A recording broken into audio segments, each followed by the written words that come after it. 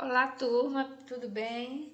Alunos da EJA B, do turno da noite, como é que vocês estão? Espero que com saúde.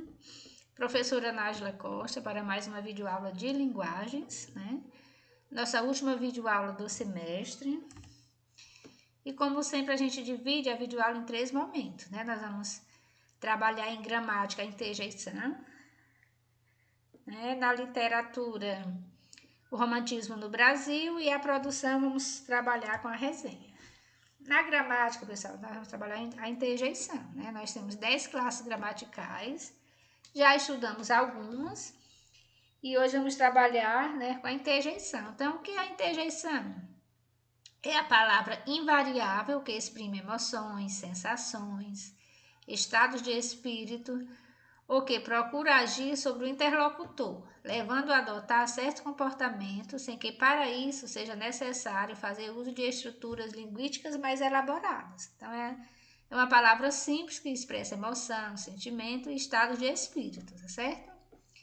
E aí nós vamos ver detalhadamente, né, que a interjeição é um recurso de linguagem afetiva, em que não há uma ideia organizada de maneira lógica, como são as sentenças da língua, mas sim a manifestação de um suspiro, um estado da alma, né, decorrente de uma situação particular. Então, pessoal, a interjeição são palavras, né, são invariáveis, não existe, só existe uma única forma, e que ela serve para exprimir essas sensações de sentimentos, né? Bravo, bis, tá certo? Ai, oi. E nós vamos estudar aí, né, algumas delas, tá certo? Então, a interjeição, né? Como eu já disse, ela expressa um sentimento de forma espontânea. Aí tem algumas, viva, oxalá. Na escrita vem acompanhada de ponto de exclamação. Então, isso é interessante. As interjeições são acompanhadas sempre do ponto de exclamação. Aí nós temos aqui algumas, né? Eu ainda não coloquei nas frases, mas existem as classificações, existem as interjeições que dão ideia de alegria, advertência, alívio, animação, afugentamento, aplauso, chamamento, desejo, dor, espanto, impaciência e silêncio. Professora, como é que eu vou saber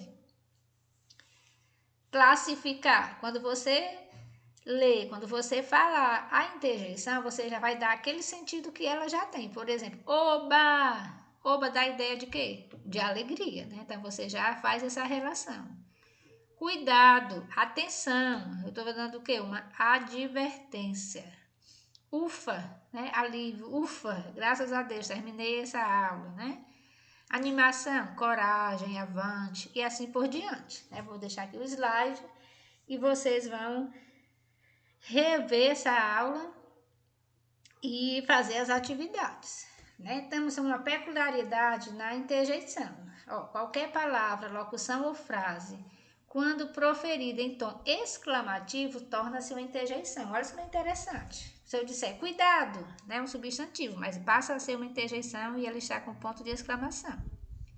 Adjetivo passa a ser, né, essa peculiaridade, ou boa, né?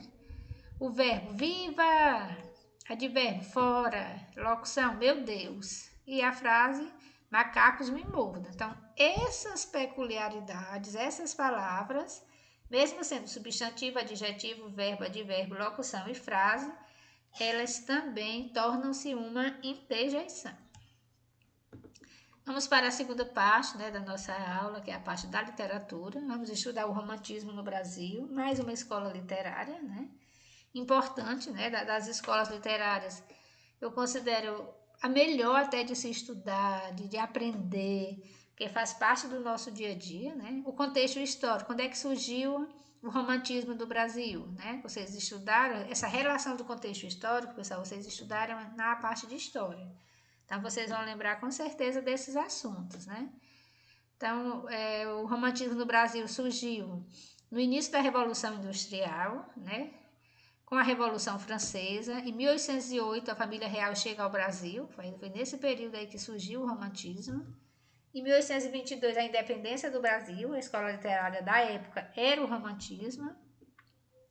e a ascensão da burguesia, a criação de novas estéticas. Então, nesse contexto que vocês já aprenderam muito bem nas aulas de história, né, é que surgiu o romantismo. E o romantismo, pessoal, ele tem 3 gerações que aconteceram simultaneamente, né? De que começou em 1822 e foi até 1881. Eu coloquei aqui para que vocês possam ter essa linha de raciocínio. Em 1822 foi o início do romantismo brasileiro com a revista Niterói, né? Escrita por nomes como Araújo Porto Alegre e Gonçalves de Magalhães. Então, lembre desse início. Depois veio o início da primeira geração, que foi a geração nacionalista indianista, nós vamos estudar posteriormente esses assuntos. Só estou colocando aqui para vocês acompanhem esse raciocínio lógico. Afirmação da identidade brasileira e resgate do índio e da natureza como símbolos da nação, né? Principais autores, Gonçalves de Magalhães e Gonçalves Dias. Então, isso aqui foi a primeira geração, tá certo? Já na segunda geração, que também foi chamada de mal do século, né? Que ela aborda temas obscuros como a morte, amores impossíveis e a escuridão. Aí os autores, né, Alves de Azevedo e Cassimiro de Abreu.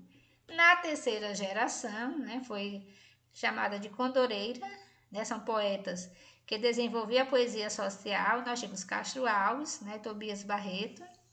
E o fim dessa geração, né, que é o fim do romantismo, que é quando finda uma escola literária e inicia outra, né, que vai dar continuidade. Então, foi o fim do romantismo, que começou em 1822 e terminou em 1881. E a partir de 1881 começou o realismo, né? O realismo teve início com as Memórias Póstumas de Brás Cubas, né, do autor Machado de Assis. Lembrando que Machado de Assis ele escreveu 10 obras, algumas no romantismo e outras do realismo. Vamos estudar depois detalhadamente. As principais características do romantismo no Brasil: a liberdade formal, o nacionalismo, né, que é a valorização das manifestações populares, o indianismo e o regionalismo são temas, né, muito recorrentes nos romances, né, a romance indígena, personagem linear, sentimentalismo, falando de romance, está falando de sentimento, né, subjetivismo, né, era algo que cada leitor, né, ao fazer a leitura de um romance, tem a sua maneira de interpretar, o individualismo, religiosidade, idealização da mulher, a fuga da realidade, o sentimento é isso, o subjetivismo é isso, é você se transportar para outro mundo, a busca da morte, né? Aquele amor, né, mal resolvido, o pessimismo, que é uma característica muito forte, né, do romantismo. E o romantismo foi a primeira escola literária que procurou desenvolver uma literatura efetivamente brasileira. Por isso que eu disse no início da aula que é um conteúdo muito bom, muito prazeroso de se estudar, porque fala da nossa vida, né, da nossa realidade. Aí nós temos alguns autores e obras, pessoal, que a gente vai ver ainda detalhadamente, só para vocês terem essa noção, né? Machado de Assis, ele escreveu A Cartomante, O Alienista, Memórias Póstumas de Brás Cubas. Alguns deles têm o filme também, que é interessante que vocês possam assistir e fazer essa relação. Raul Pompeu escreveu o Ateneu, Aloysio de Azevedo escreveu o Cortiço, o Mulato, Casa de Pensão, são excelentes, esses aí todos eu já li, né, e tenho. Inglês de Souza, né, escreveu o Missionário, Adolfo Caminha, Normalista e Bom Crioulo, também muito bom, também já li. Né, o Honoré de Balzac, Comédia Humana, Gustavo Flaubert, Madame Bovary, que eu também já li, muito bom. Essa de Queiroz, O Crime de Padre Amado e o Primo Basílio, né? Antério de Quental, Os Modernos e os Sonetos. E o Guerra Junqueira, Os Simples. Então, são alguns exemplos de autores e obras para que vocês possam fazer essa relação com a escola literária. Para a nossa aula de produção, vamos trabalhar a resenha, né? O que é a resenha? É um texto breve apresentado como um resumo, né, comentado de uma publicação. Constitui apreciações, análise crítica e interpretação para a qual o autor tem liberdade de se colocar, tá certo? Apresenta 2 partes importantes, a resenha, o resumo da obra resenhada e a avaliação crítica sobre ela, apontando os aspectos positivos e negativos, né? Então, a resenha, pessoal, é um texto de opinião, né? Você pode resenhar as ideias do autor e nessas ideias você pode dar seu ponto de vista, que é a questão da resenha crítica. Qual é a estrutura da resenha? Tanto a resenha descritiva quanto a resenha crítica, né? Nós temos esses dois tipos, a descritiva e a crítica. O autor não deve se esquecer dos seguintes elementos, preste atenção. Tem que ter nessa resenha o nome do autor ou dos autores, né? O título completo e exato da obra. Se for um artigo, se for um filme, se for uma peça, tem que dizer. Você está vendo a resenha de quê ou de quem. O nome da editora, né? Ou a coleção, no caso, se for um livro ou um artigo. O lugar e data das publicações e o número de volumes e páginas. Isso aqui, pessoal, é obrigatório, porque você está resenhando algo que não é seu. Então, para não ser plágio, você tem que colocar aí todos esses dados. E quais são os tipos de resenha, né? Nós temos a resenha descritiva, como eu já disse antes, e a resenha crítica. A descritiva, também chamada de resenha técnica ou científica. E a resenha crítica, também conhecida como opinativa, né? Que é a que a gente mais usa. Nos dois casos, observam-se as mesmas exigências quanto à forma e quanto ao conteúdo listadas no item anterior. O que as diferencia, pessoal, é a natureza do julgamento proferido acerca do texto. A crítica, o próprio nome já diz, você vai fazer uma crítica sobre o que você lê. Então, estamos finalizando a nossa aula, né? Mais uma vez, quem ainda não se inscreveu, se inscreva no canal da escola, JAF Conecta, deixa lá o seu joinha, né? Assistam todas as videoaulas. E dizer para vocês, pessoal, que um amigo para sempre é aquele que nunca sai do seu lado durante uma luta, mesmo quando ele sabe que não é possível vencer. Então, o amigo está do nosso lado, né? Em todas as horas, em todos os momentos, principalmente no mais difícil. Então, um forte abraço e tudo de bom.